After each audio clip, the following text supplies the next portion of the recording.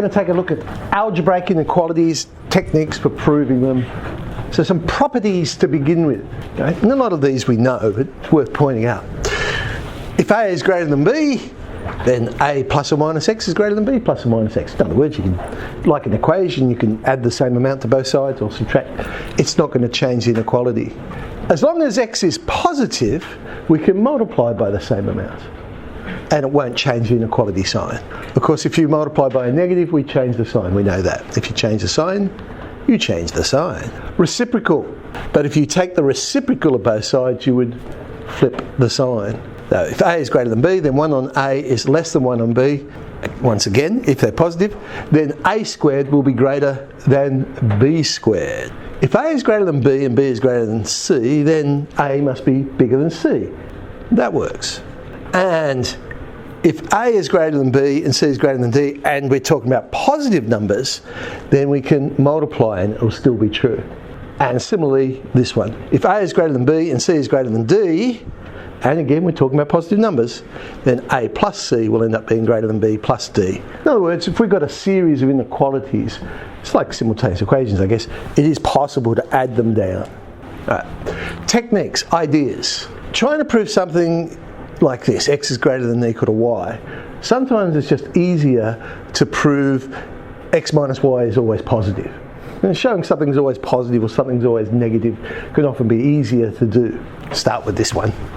We're going to simply prove that PQ is less than or equal to P squared plus Q squared on 2. So instead, what I'm going to do is I'm going to pull everything to the left-hand side and I'm going to attempt to show this is always, well, what would it be? Actually, it'll always be positive because I've actually moved the PQ to the right-hand side. Well, if I make that an algebraic fraction all over 2, I get a perfect square on top. So yes, I know that's greater than or equal to 0. And because I now know that is a fact, I can move things over and it will still be true. P squared plus Q squared on 2 is greater than or equal to PQ, which is equivalent to what we were asked to prove. Of course, another way I could have done this question, I'm not actually suggesting you would do it this way, but you could do it this way. I could do it by contradiction. So let's assume that PQ is actually bigger than P squared plus Q squared on 2. Well, that would mean that 2PQ is greater than P squared plus Q squared, which ends up meaning that 0 is bigger than P minus Q all squared. But hang on, P minus Q all squared is greater than 0. That's a contradiction. So therefore, my assumption must have been incorrect. I'll negate that and I'll get PQ is less than or equal to P squared plus Q squared on 2. As I say, I'm not suggesting that's a great way of doing that question, but you could. Another idea, start with something you know to be true and work from there. So you start with a fact. We're going to prove this. A squared plus B squared plus C squared is greater than AB plus BC plus AC. I'm going to start with a fact. The fact I know, I'm dealing with squares here. I know squares are always positive. So I know A minus B squared is greater than 0. Why start with that fact? Because the other thing I know is when I expand this out, I will get ABs. So I'm going to get squares and I'm going to get AB.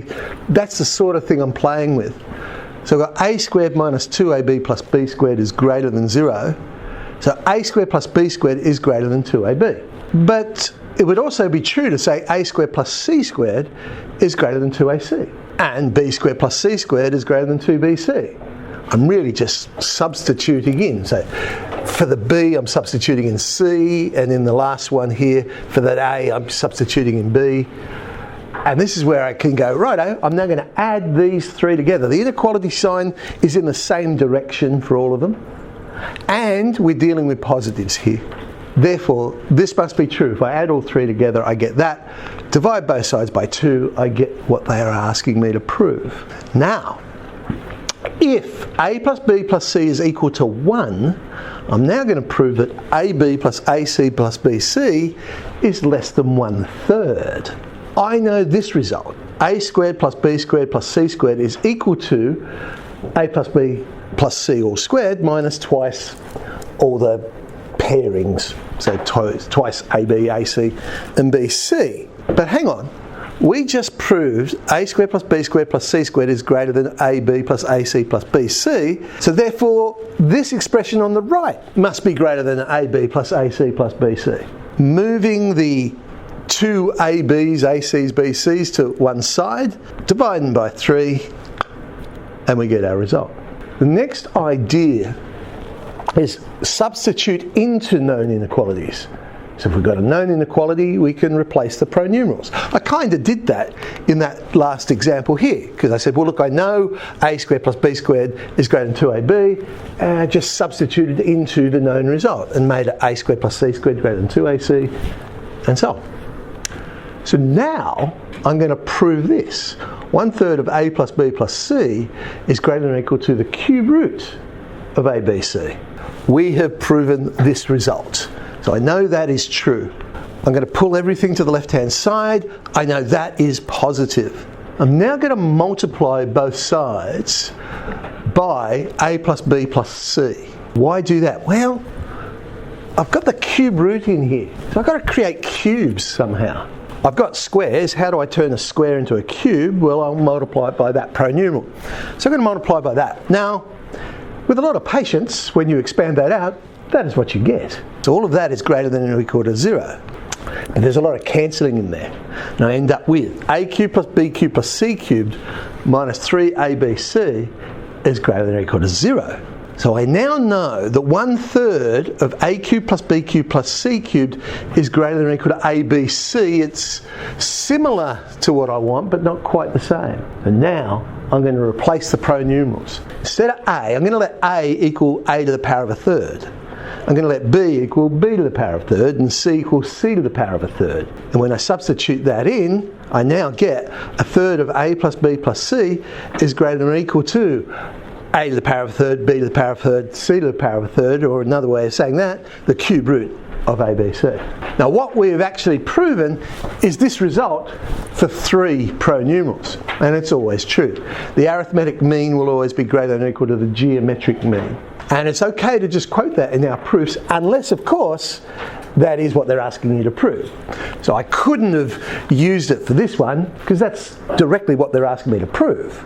So I'd have to do it another way. Now to this question. Suppose that 1 plus x times 1 plus y times 1 plus z is equal to 8. We're going to prove x, y, z is less than or equal to 1.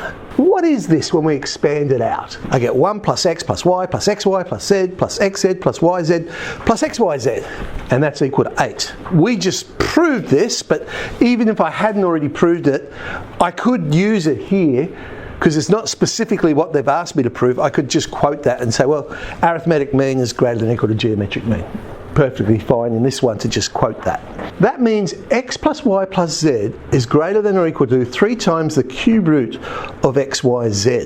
Why did I do that? Well, so I've got x plus y's plus z's, but I've also got these, x, y, x, z, and y, z. So now I'm going to let x equal xy, y equals yz, and z equal xz.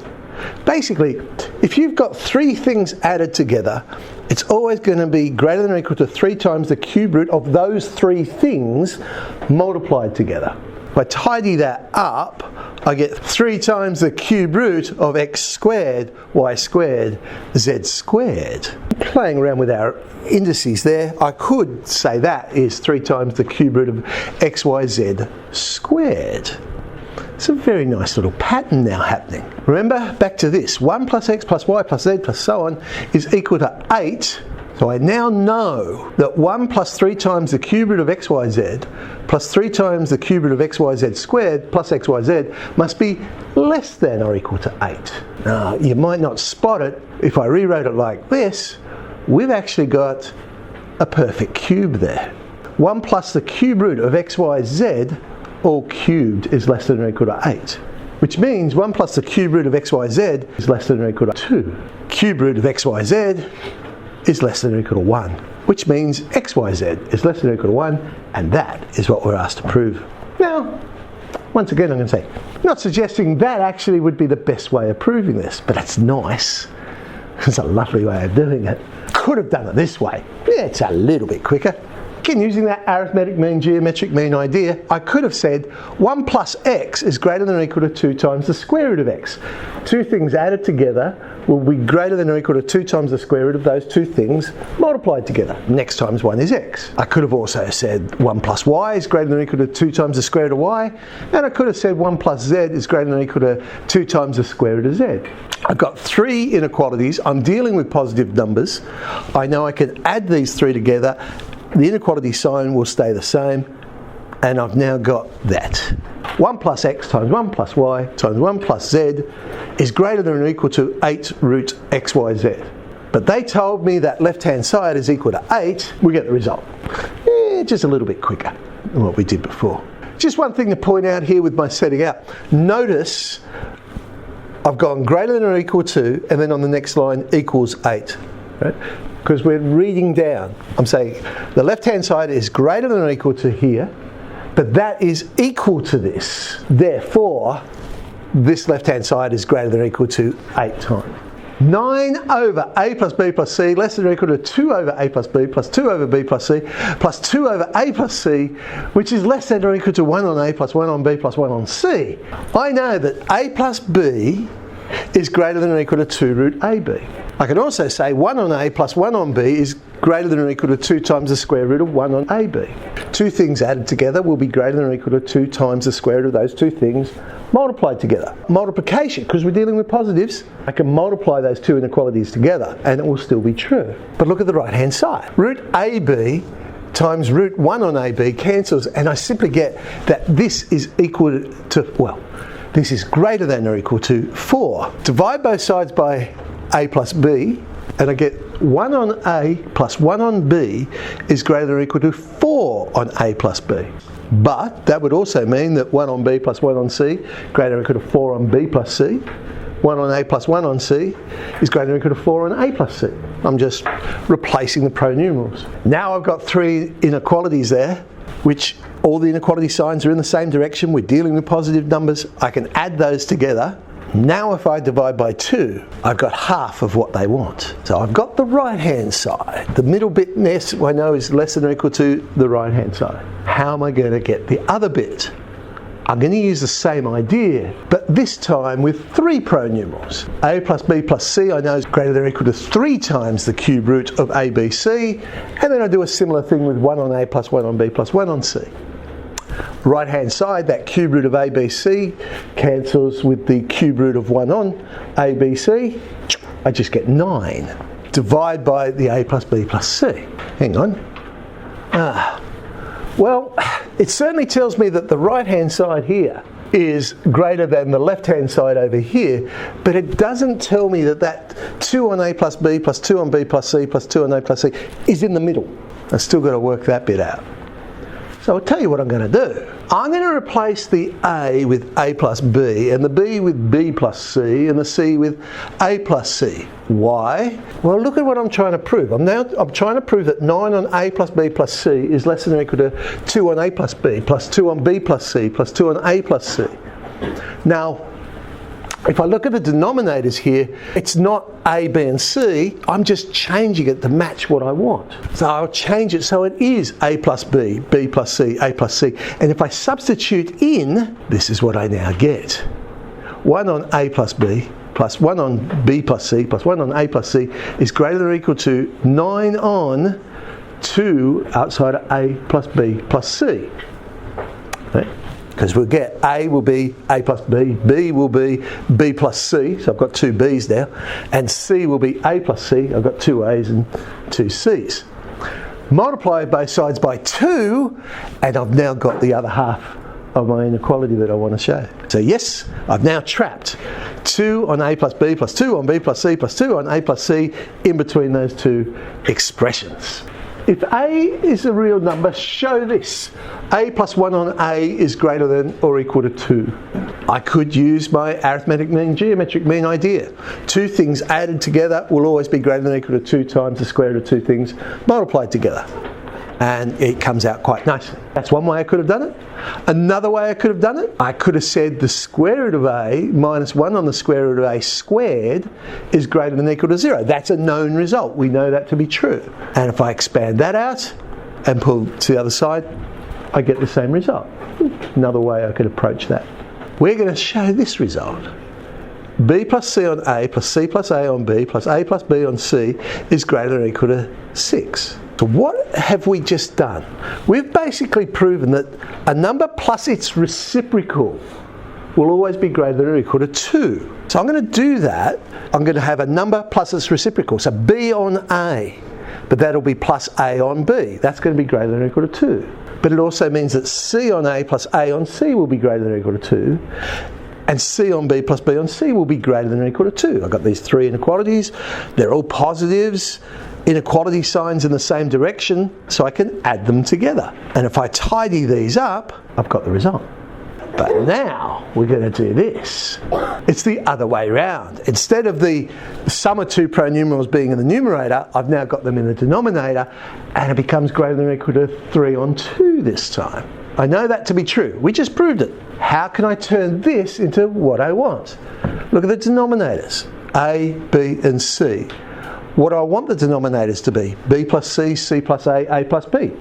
Let's change them. Let's make them what I want. In other words, I'm going to replace A with B plus C. I'm going to replace B with A plus C. And I'm going to replace C with A plus B. And that's what I end up with. So on the top of the first fraction, I get A plus C plus A plus B. And then the second fraction, I get A plus B plus B plus C. And then the third fraction, I get B plus C plus A plus C. That's 2A on B plus C plus B plus C on B plus C. Well, that's 1. And then each fraction can be simplified down the same way, which now gives me that 2A on B plus C plus 2B on A plus C plus 2C on A plus B is greater than or equal to 3. Divide by 2, we have the result that they're looking for. Let's have a look at some extension 2 questions from the HSC. In 2021, they said, notice, if they say don't prove it, don't prove it. They're giving you a hint. You're probably going to use this. So, all real numbers, in fact, they're even telling us, use that fact to show that for all non-negative A, B and C, we're going to show this is true. Well, they've given me the hint, use the result. And the result that they had, there's just 2 things added together. I'm looking at the fraction, I've got 3 things added together. Oh well, I'll just look at 2 of those things that kind of made sense to look at the 2 things that were squared. Let's see what happens. A squared plus B squared on 4, 2 things added together, A squared on 4 plus B squared on 4, will be greater than or equal to 2 times the square root of those 2 things multiplied together. So I'll get A squared, B squared on 16. Sure, it didn't look exactly like what they did, so I said, well, look, here's my reasoning, just in case it's not clear that I actually used the result that they gave me. Maybe that's just being paranoid writing that down, but there you go. So A squared plus B squared on 4 turns out to be greater than or equal to AB on 2. Well, let's go back to the fraction that they actually asked us to work with.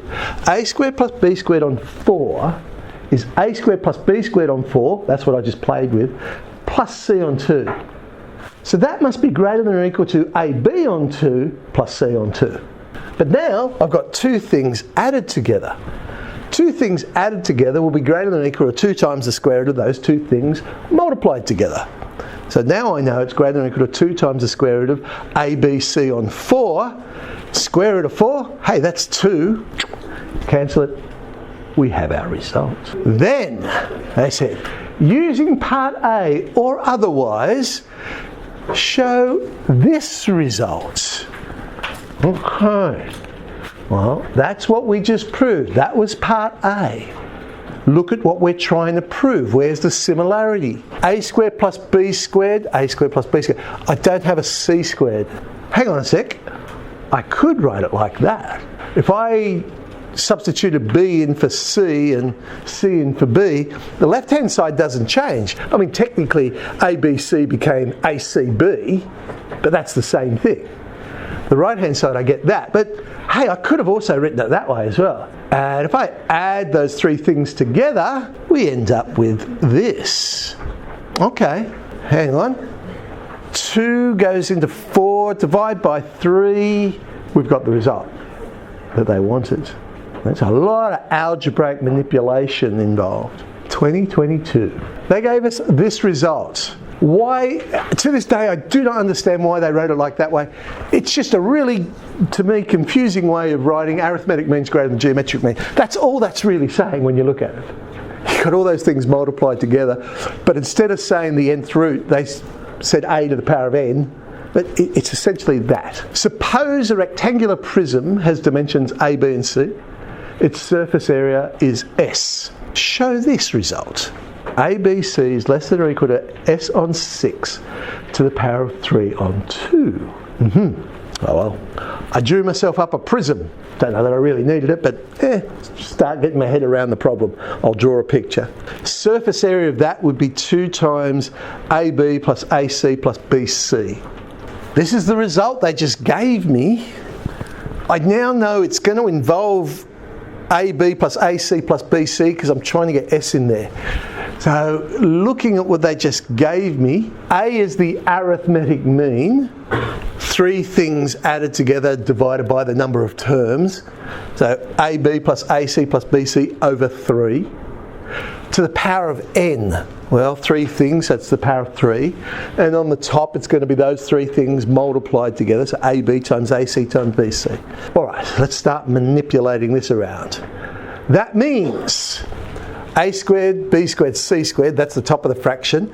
If I now get the denominator, multiply both sides, so on the other side now, I've got, well, you'll notice, instead of writing it as over 3, I've written it as 2 over 6. Because remember, S we're trying to get in there, and S was 2 times that. So now I can make that S, and we're almost there. If I take the square root of both sides, I've got the result that they wanted. Using part I, show that when the rectangular prism with surface area S is a cube, it has maximum volume. Well, if it's a cube, then actually now A equals B equals C. And they said using part I, well, in part I we had ABC, but now that's going to be A cubed. If I substitute in, I'll get S on 6 to the power of 3 on 2, that was the other side of that inequality that we just proved, will become, instead of 2 outside of A plus B plus C, it's now 2 outside of A squared plus A squared plus A squared over 6. That just becomes A squared to the power of 3 on 2, which is A cubed. So what we're basically saying now is that when A equals B equals C, the volume of the cube, ABC, will be S on 6 to the power of 3 on 2. Well, that's the maximum it can be, because we proved that it was always less than or equal to that. So it's at the maximum. We've proven our result. Let's now do the 2023 question. Prove for all real numbers. This one. Well, let's play with it. I'm going to expand the top out and have a look at what I've got. Hey, I could tidy that up to be 1 plus 2xy on x squared plus y squared.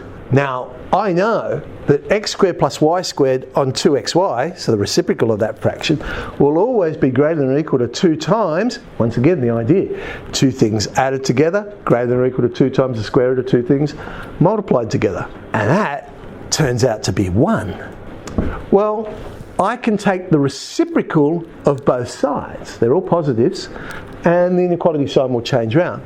So I now know that the fraction that's in what I'm trying to play with the 2xy on top, is less than or equal to 1. Therefore, x plus y squared on x squared plus y squared is less than or equal to 1 plus 1. Remember, here it is. We said this was equal to 1 plus 2x on x squared plus y squared. And that equals 2, and that's what we're trying to prove.